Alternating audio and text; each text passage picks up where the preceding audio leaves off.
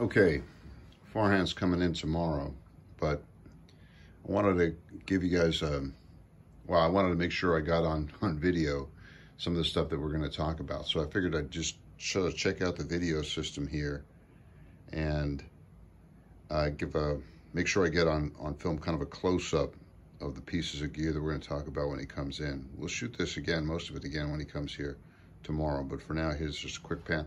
So I'm going to start showing him what I have at the center, which is the uBITX that I've been working on, and just a standard uBITX. I put it in this box and gave it some copper clad board. I did the mods that Allison recommended in changing the 2N 3904s to 2N 22s, changed some of the emitter resistors, changed the pre-driver to a BFR 106, and put some heat sinks on there because they were getting kind of hot. But it seems to be working pretty well right now, and I've talked to New Zealand on this thing barefoot on 10 meters. Good stuff. All right, so we'll talk about that. Then going over here, look, we're going to also talk about the direct conversion receiver, and I have one of the examples here.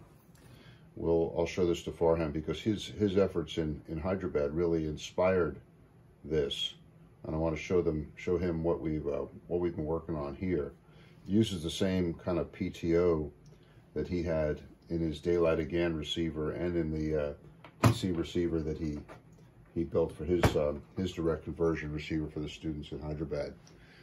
All right, let's see. Oh yeah, I prepared a care package for Farhan, and I had to try to keep it small because he's going to have to carry this stuff both to Dayton and then back to India. So I always try to give him a book here. I like this one, The Clockwork Universe by Edward Dolnick. Highly recommended. And then in the box, old Amazon box, what do we got here? Look, this is the 9 megahertz VFO out of an FT101. Make sure I get it in the shot here. Hold on. Raise it up here a little bit. There we go. Better like that. This is the 9 megahertz VFO out of an FT101 that I've used. I used one of these in my Mythbuster receiver. Look, some glue sticks. Gotta have some glue sticks, right? Yeah, there you go. I'm giving him some stickers, and he can put these up. So these are the old style stickers that we have. We're gonna get some new ones, but these are the old ones, and he can put some of them up either in Dayton or back in India. Okay. Got here, what else?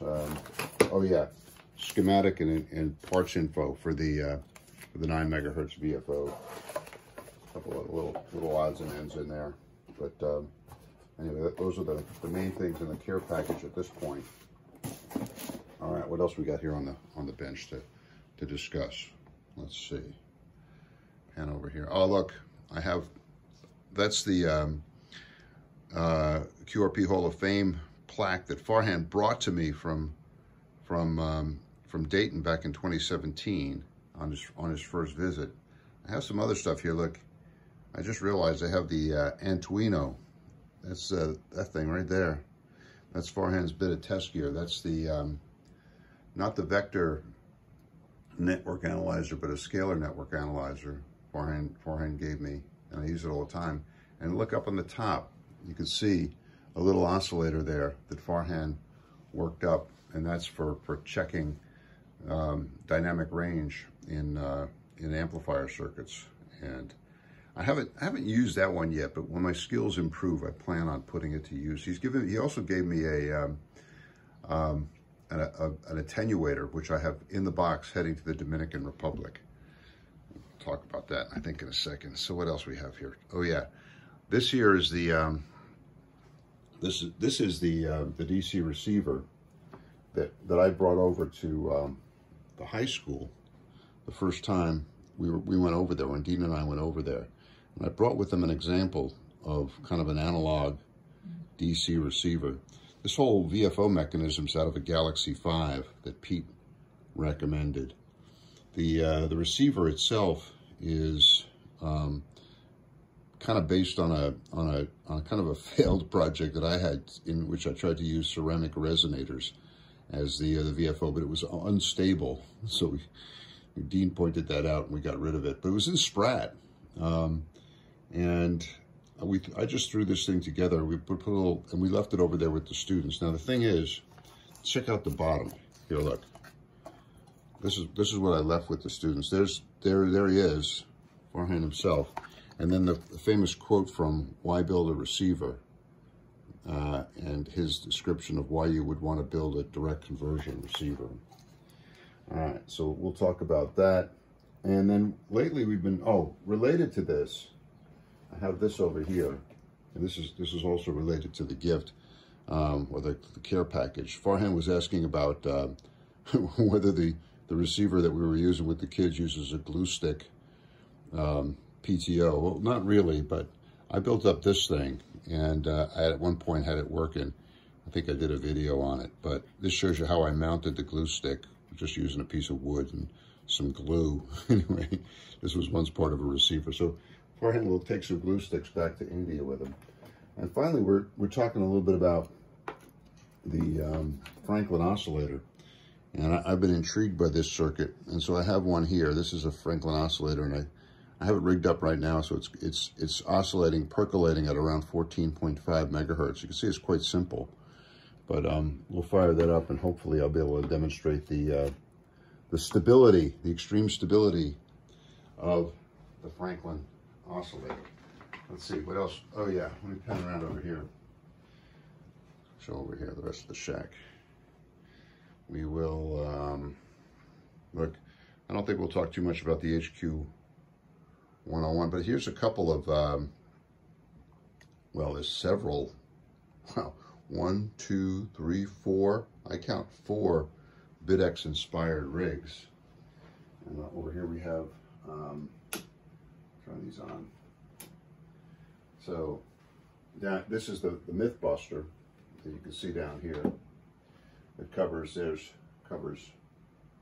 20 and 75, and this is the 1712 rig covering 17 and 12. Boom, there you go. And I have these hooked up mostly to the hex beam up on the roof. I'm going to show Farhan the hex beam and let him operate here with the rotator, and he can aim it north and point at India like I recently did. This is another Mythbuster. One of these will be going to the Dominican Republic, and this is the Digitia rig, the uBITX-based rig for 40 meters that I built a while back. So lots of uBITX influence here. And look, I've been kind of tracking preparations for movement to Solder Smoke Shack South, and you can see here. Look, this is kind of cool. This is a picture that Lisa took when she was there. So this is looking right out the window. This is what the terrain looks like, and that's what the view is right out the window. So if you're looking straight out the shack, you're aimed at this direction. You're aimed at a little south of east. There it is. This shows sunrise conditions there, and this shows the layout of the Solder Smoke Shack South. And here's a picture of a rotatable dipole that I had in the Dominican Republic many years ago. And I might put up something similar in the Dominican Republic. All right, I think that's about it. We'll continue to pan around the shack here. This is the AM station over here. I don't think we're going to talk too much about this, but there it is. There's John Zaruba's dad's DX 100 and my little Made for the Mighty Midget receiver. Parts and junk. Back to the workbench. All right, looking forward to greeting Farhan and his wife Umeda tomorrow when they come into DC.